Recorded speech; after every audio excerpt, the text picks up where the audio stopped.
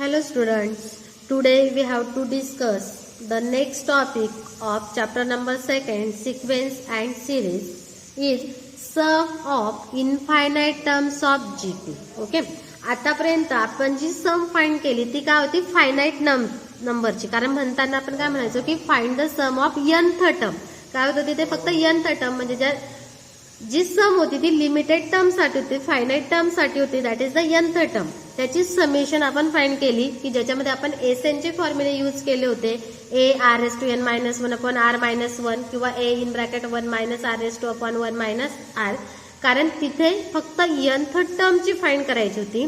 पण जर तुम्हाला इनफायनाइट टर्म्स जीपी जी आहे त्याच्यामध्ये इनफायनाइट टर्म्स दिलेल्या असतील तर त्याची समेशन कशी फाइंड करायची त्याचा हा टॉपिक आहे. ठीक आहे. Now consider GP of the positive terms the sum of first n terms. जर आपल्याला n टर्मची सम काढायची असेल तर त्याचे फॉर्म्युले आपण बघितले, A R S to N minus one upon R minus one किंवा मग A one minus R S to upon one minus R.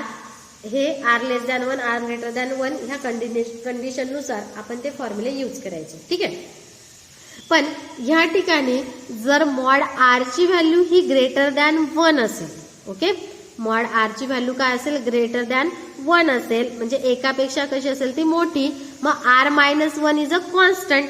R minus one काय येणार आहे तुमची काय कॉन्स्टंट. काय एकापेक्षा मोठी म्हणजे आर तुमचा काय आला पॉझिटिव्ह, पॉझिटिव्ह मायनस वन म्हणजे हा आला तुमचा constant number. Okay. But R raise to N जर तुम्ही आर रेस टू एन केलं approaches infinity as N approaches infinity. जर एन ची व्हॅल्यू इन्फिनिटी असेल, एन म्हणजे काय जिथे nth टर्म होता आहेत तर nth टर्म नसताना त्या टर्म्स काय असतील इनफायनाइट असतील. एन ची व्हॅल्यू जर इन्फिनिटी असेल तर आर रेस टू इन्फिनिटी पण काय येईल तुमची इन्फिनिटी येईल. येते का लक्षात. आर ग्रेटर दॅन वन आणि आर लेस दॅन वन अशा दोन कंडिशन आपण शिकलोय. येते लक्षात. ओके.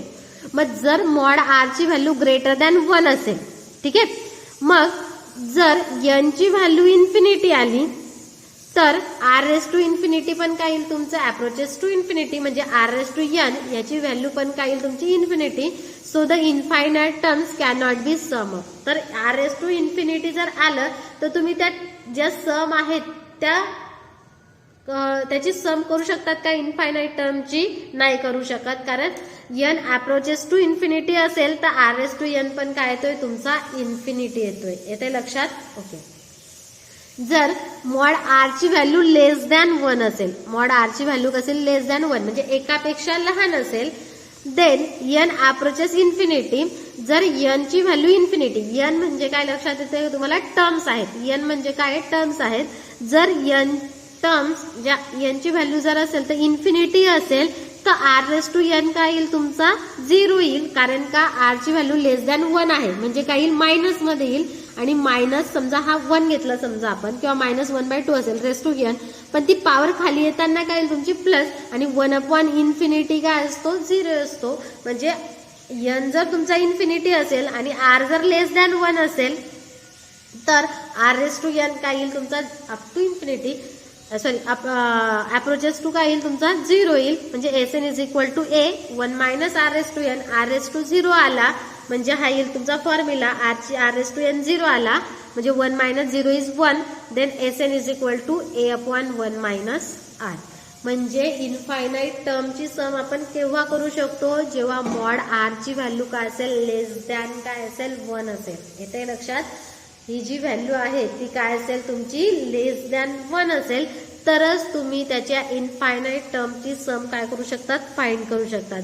जर हा मॉड आर हा ग्रेटर दॅन वन असेल, मॉड आर हा ग्रेटर दॅन वन असेल तर त्या इनफायनाइट टर्मच्या त्या जीपीच्या इनफायनाइट टर्मची सम आपण फाइंड आउट करू शकत नाही, ती एक्झिस्ट होत नाही. कारण R raise to N approaches to काय येतं तिथे इन्फिनिटी येतं. ठीक आहे. मग इनफायनाइटची सम आपण केव्हा फाइंड करू शकतो जेव्हा आर ची व्हॅल्यू मॉड ऑफ आर काय असेल लेस दॅन वन असेल तरच त्याची सम आपण फाइंड आउट करू शकतो. आणि त्याचा फॉर्म्युला लक्षात ठेवायचा a upon one minus R. A is first term, r म्हणजे कॉमन रेशो. आणि इनफायनाइटची सम ह्या पद्धतीने पण डिनोट केली जाते. Summation r from one to infinity T r is said to be a upon one minus r किंवा simply S n पण तुम्ही लिहू शकतात. S N is equal to A upon one minus r. येते लक्षात. Okay. हा झाला sum to infinite terms. कोणत्या इनफायनाईट टर्मची सम फाइंड करू शकता तुम्ही? फक्त ज्याचा मॉड आर हा लेस दॅन 1 असेल त्याची सम तुम्ही फाइंड आउट करू शकता. ती तुमची एक्झिस्ट होईल. आणि जर ग्रेटर दॅन 1 आला तर डज नॉट एक्झिस्ट. आणि एक्झिस्ट झाली तर त्याचा फॉर्म्युला लक्षात ठेवायचा a/1 - r. हा झाला फर्स्ट टॉपिक. त्याच्यातच सेकंड एक टॉपिक आहे दुसरा. दोघं मी एक्सप्लेन करून देते. थेरॉटिकल पार्ट म्हणजे आपल्याला पूर्ण एक्सरसाइज आपल्याला 2.3 सॉल्व्ह करता येईल. Depends on that 2 topic. ती जी एक्सरसाइज आहे या 2 टॉपिकवर डिपेंड आहे. Now second topic is expressing recurring decimal as a rational number. Recurring डेसिमलला जर आपल्याला रॅशनल मध्ये कन्व्हर्ट करायचं असेल तर त्याची ती प्रोसेस आहे. The recurring decimal fraction can be written as a rational number. Recurring decimal म्हणजे काय? 0.6666666 डॉट डॉट डॉट जर असेल तर आपण त्याला लिहितो 0.6 बार. 6 बारचा अर्थ काय होतं की 6.6 इंटू 6666666 या पद्धतीने. That is the recurring decimal. मग त्याला जर आपल्याला रॅशनल नंबर मध्ये कन्वर्ट करायचा तर रॅशनल नंबर कोणत्या फॉर्म मध्ये असतो? p/q फॉर्म मध्ये. जर तो नंबर आपल्याला p/q फॉर्म मध्ये कन्वर्ट करायचा असेल तर तो कसा करायचा?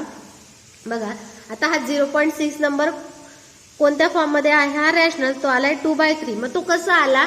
बघा आपण चेक करू की 0.666 हा रिकरिंग डेसिमल तुम्हाला दिलेला आहे.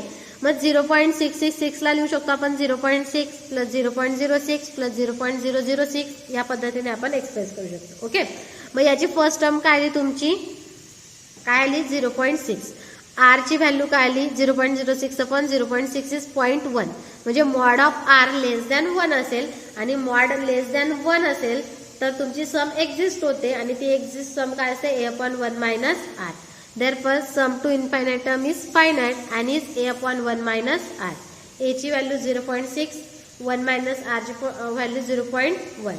That is 0.6 upon 1 minus 0. is 0.9. 6/9 is 2/3. येतंय लक्षात? आता तुम्ही म्हणणार की मॅडम इथे point up to n term दिलंय का? नाही, की हे 666 अप टू इनफायनाईट टर्म चालू आहे. मग इनफायनाईट टर्मची जी सम आहे ती मी डायरेक्टली एसएनचा तो आधीचा फॉर्म्युला बघितलाय त्याच्याने सॉल्व्ह करू शकत नाही. कारण इथे अप टू n टर्म नाही म्हटलंय, अप टू इनफायनाईट टर्म्स आहेत. म्हणून कंडिशन चेक करायची r ची.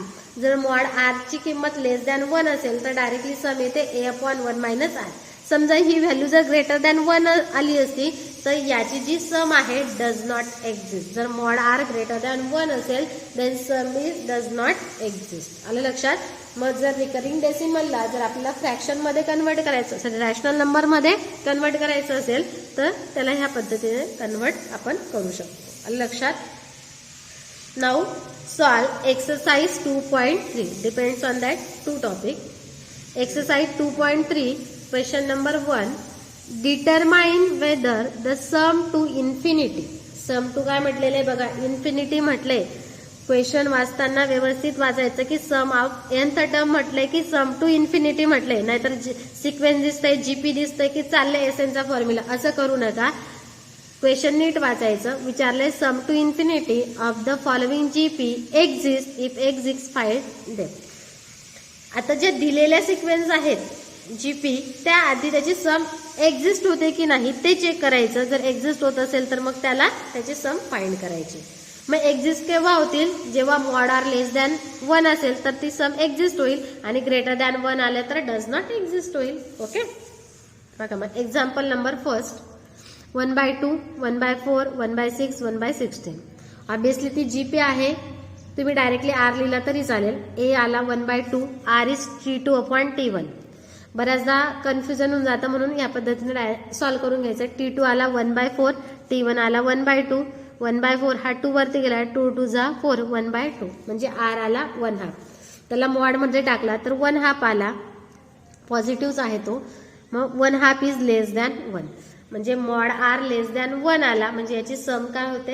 एक्झिस्ट होते. आणि एक्झिस्ट होत असेल तर त्याचा फॉर्म्युला असतो Sn is equal to a/1 - r.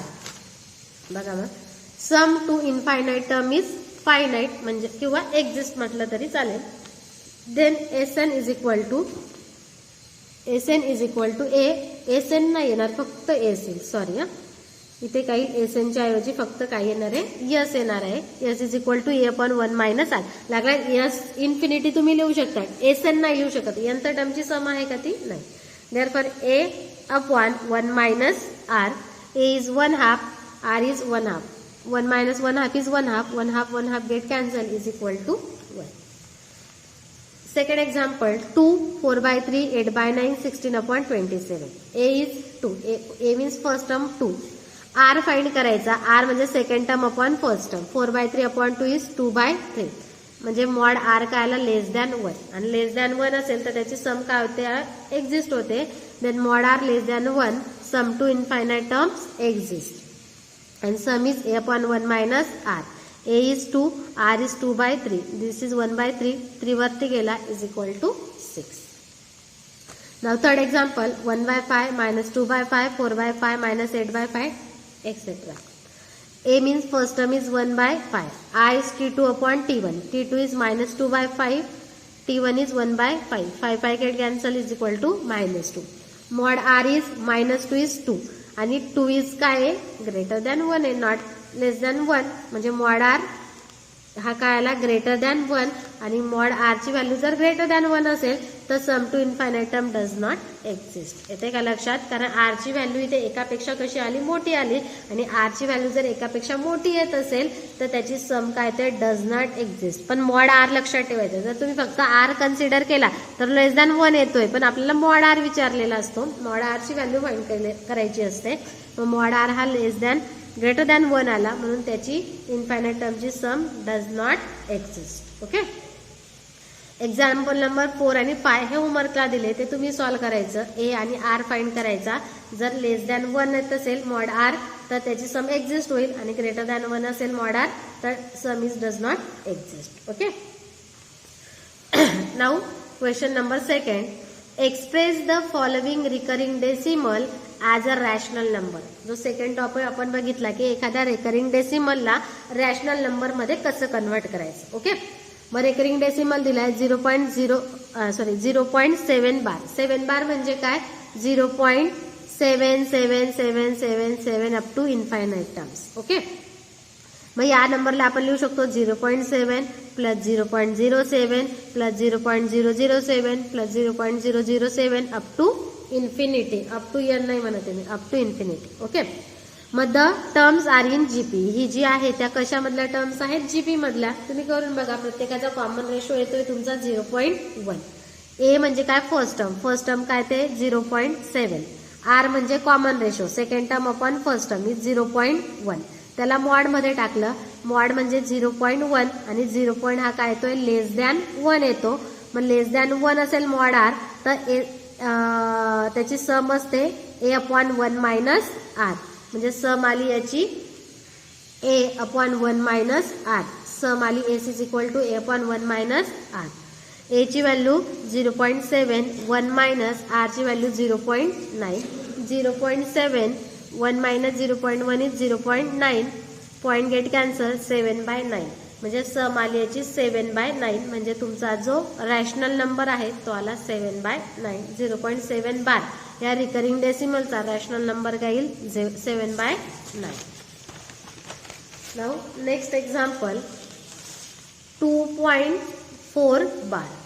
आता 2.4 बार हा जो नंबर आहे त्याला आपण लिहू शकतो 2.444. कारण 4 बार म्हणजे 4 रिपीट होतोय. 2 ॲज इट इज राहील म्हणजे 4 अप टू इन्फायनाइट पर्यंत. ओके. आता 2 पॉइंटला आधी 2 वेगळा काढावा लागेल आणि याला 0.44 नंतर तो जीपी मध्ये कन्वर्ट होईल. कारण डायरेक्टली 2 ला आपण कन्वर्ट नाही करू शकतो, म्हणून 2 सेपरेट करायचा.